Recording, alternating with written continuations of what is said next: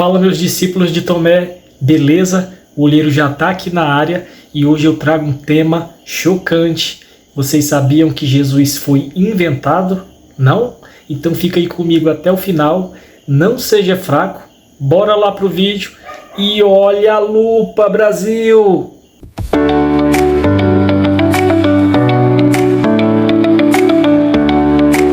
Fala galera, aqui Rubinho Mackenzie. Como eu disse antes, o tema hoje é muito polêmico e a pergunta é: você sabia que Jesus foi inventado? Bem pessoal, ao redor do mundo, bilhões de pessoas acreditam que Jesus é o Filho de Deus, é o Salvador da humanidade e também o Messias prometido. Aqui no Ocidente, onde a gente mora, essa cultura e crença ela é muito forte, diferente lá, né, do Oriente, que é mais fraco, mas aqui onde a gente mora, no Ocidente, ainda é muito forte. E essa ideia de que Jesus foi inventado, ela não é nova.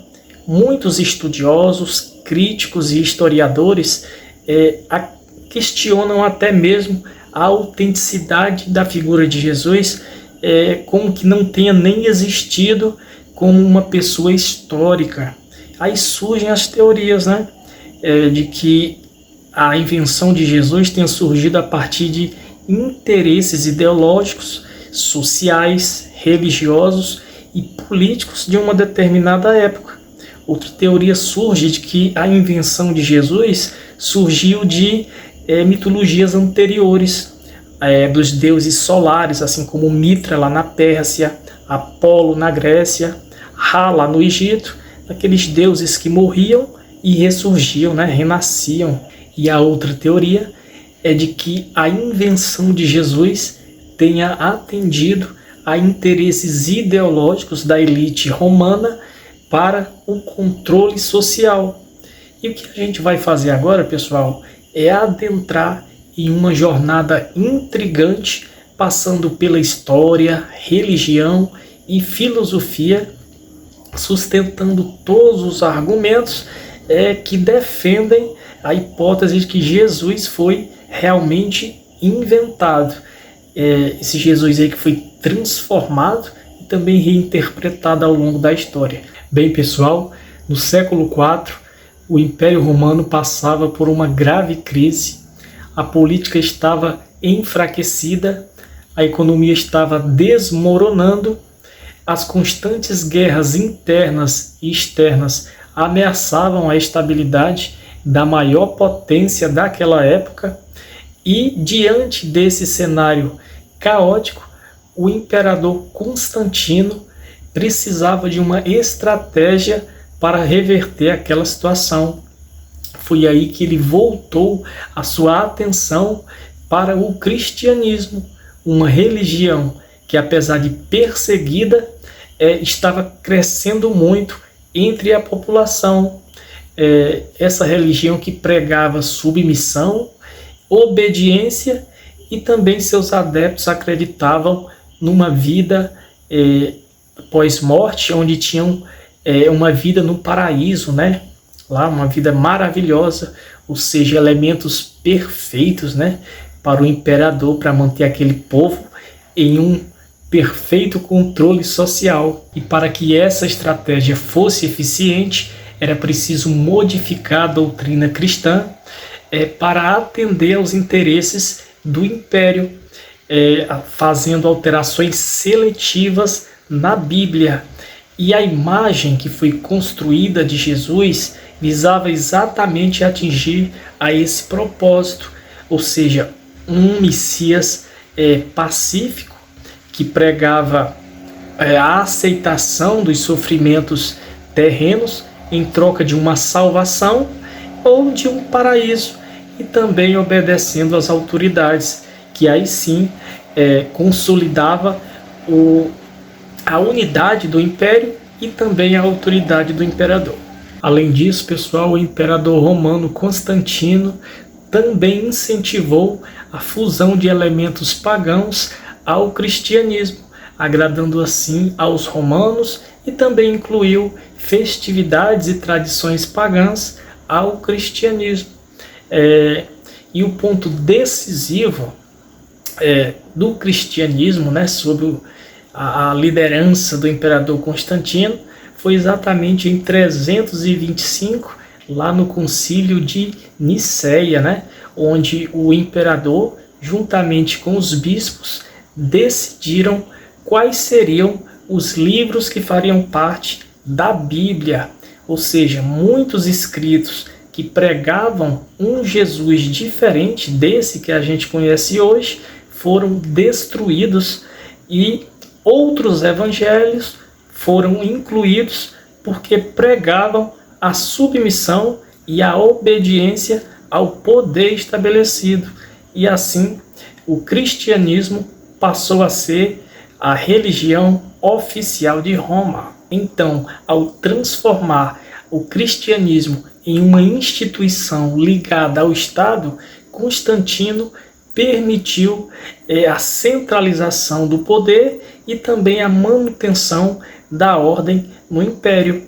Ou seja, a figura de Jesus moldada passou a ser a bandeira de ideologia do império. Um movimento que era para ser revolucionário e contestador passou a ser uma ferramenta de dominação que permitiu a Roma perdurar todo o seu poder por séculos, e as suas consequências são sentidas até os dias de hoje. E a manipulação da figura de Jesus para atender aos interesses do Estado não parou em Constantino. Nos séculos seguintes, a Igreja Católica, que cresceu muito e se transformou em um poder independente, continuou adaptando a doutrina para dominar os fiéis e também os governantes e os reis na Idade Média. A narrativa, a força da narrativa de Constantino e de seus sucessores foi tão forte, teve tanta influência, que até a Inquisição, as Cruzadas, a colonização das Américas e também os conflitos religiosos modernos, todos tiveram a influência da marca desse cristianismo institucionalizado. Bem, pessoal, e a Bíblia, como nós conhecemos hoje, ela passou por inúmeras modificações ao longo dos séculos, né? A sua versão original, ela foi totalmente editada, filtrada aos interesses aí da igreja e dos governantes.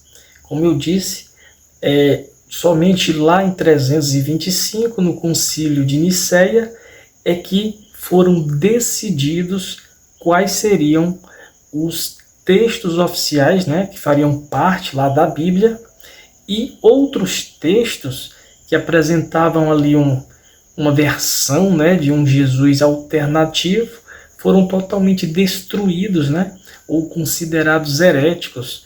E nesse concílio também foram decididos conceitos, que se transformaram em dogmas de sustentação do cristianismo, como a divinização de Jesus, também a ênfase na sua ressurreição e também a construção da ideia do pecado original, sendo que esses conceitos não faziam parte dos primeiros cristãos, não era uma ideia universal. E a manipulação da Bíblia também se estendeu às traduções ao longo dos séculos. As palavras elas foram alteradas, os trechos foram adicionados ou suprimidos, e também os significados foram distorcidos, como, por exemplo, um Jesus pacífico e obediente que pregava submissão às autoridades, ou seja, uma narrativa perfeita para aqueles que queriam manter o poder sobre as massas, e também uma recompensa na vida pós-morte para os sofrimentos terrenos. Outra narrativa perfeita aí, para que o povo pudesse se contentar com as injustiças dos poderosos. Bem, pessoal, apesar das descobertas históricas e arqueológicas que questionam a autenticidade das narrativas tradicionais, milhões de pessoas ainda seguem uma versão da fé, né?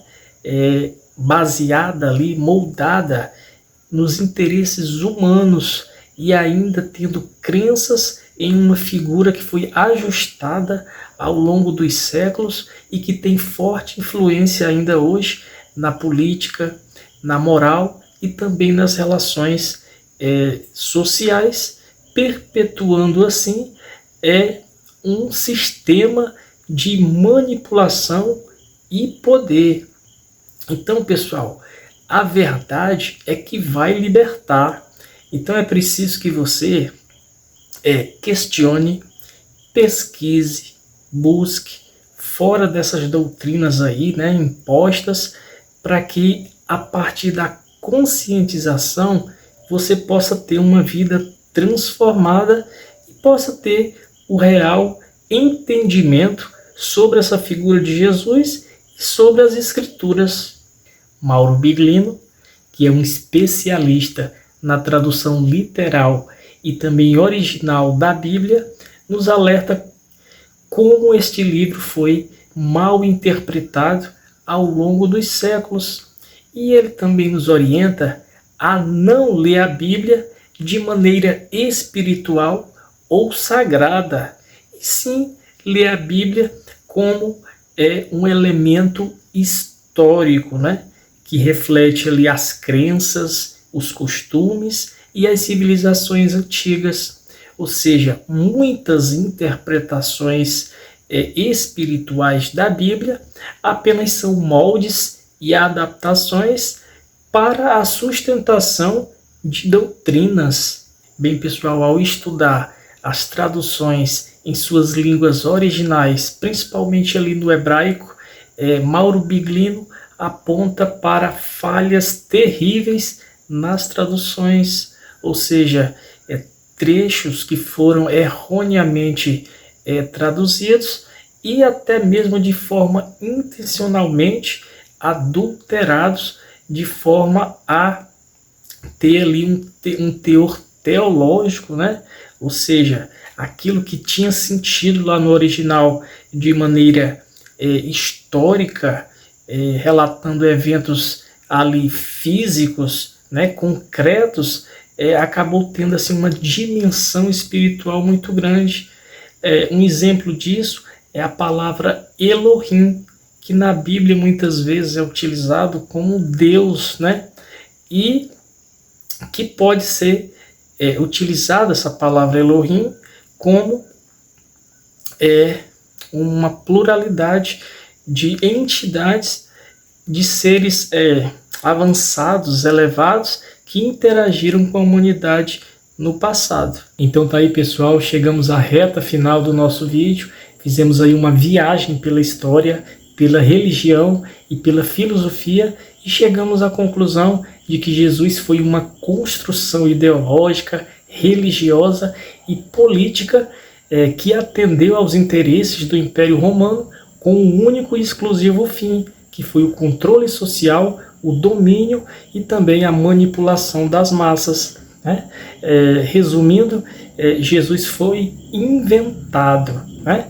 A gente foi feito de trouxa aí por muito tempo, então eu sei que vai vir muita bordoada, já tem gente aí até querendo me crucificar, mas vão aí nos comentários, deixem os elogios, as críticas, quem gostou aí do vídeo, já deixa o likeão maroto, ativa o sininho para receber as nossas notificações.